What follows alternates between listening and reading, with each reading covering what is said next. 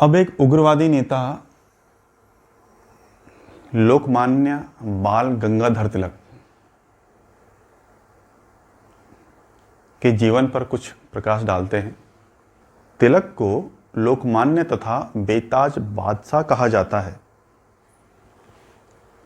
इनका जन्म 1856 में महाराष्ट्र के एक उच्च चित्तपावन ब्राह्मण परिवार में हुआ था।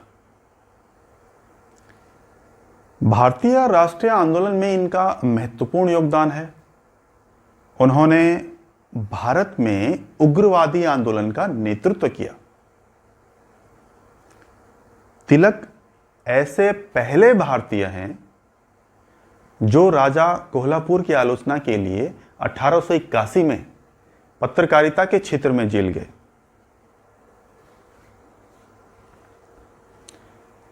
तिलक ने 1893 में गणपति उत्सव, 1895 में शिवाजी महोत्सव प्रारंभ किया।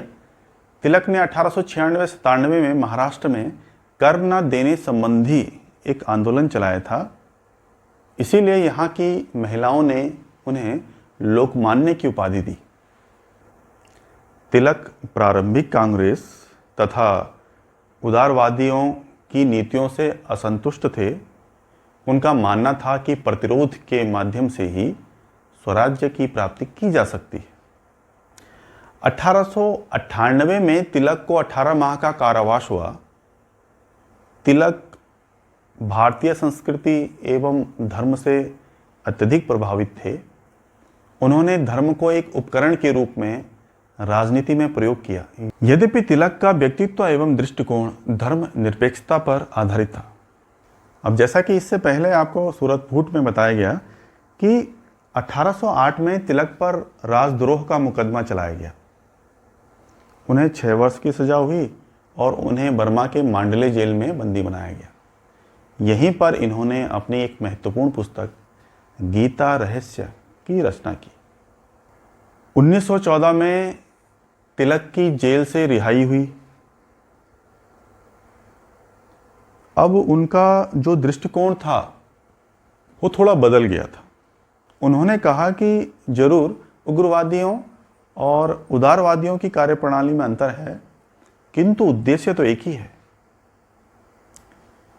उन्होंने दोनों उग्रवादियों और उदारवादियों के बीच समझौता कराने का प्रयास किया, किंतु उस समय गोपाल कृष्ण गोखले, फिरोज शाह मेहता जैसे उदारवादी नेता थे, तो वो तिलक को स्वीकार नहीं कर पाए। 1915 में गोखले व फिरोज शाह मेहता दोनों की ही मृत्यु हो गई।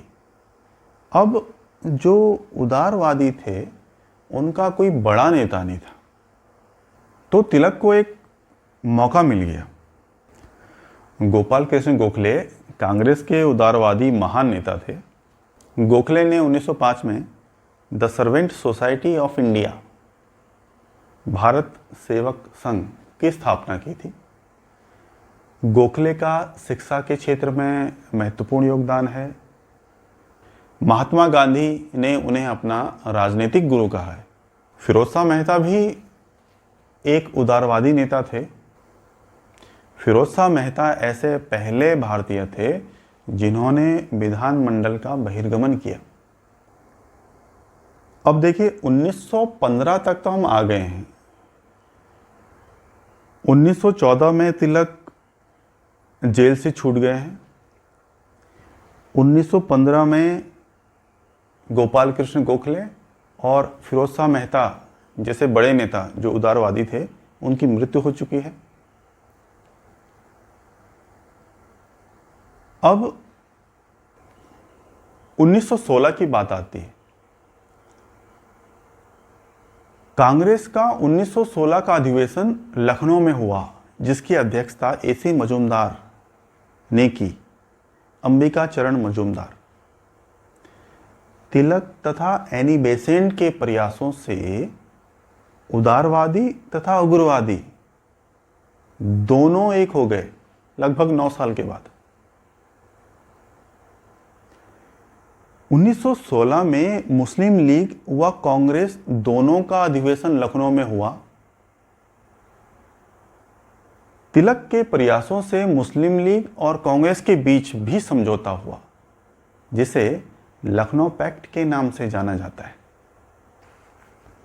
इस समझौते में दोनों ने एक दूसरे को सहयोग का आश्वासन दिया, किंतु कांग्रेस ने इस समझौते में सांप्रदायिक पृथक निर्वाचन क्षेत्र को स्वीकार कर लिया,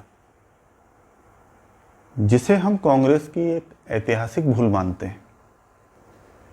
भारत परिषद अधिनियम 1909 या जिसे हम मार्ले मिंटो सुधार भी कहते हैं,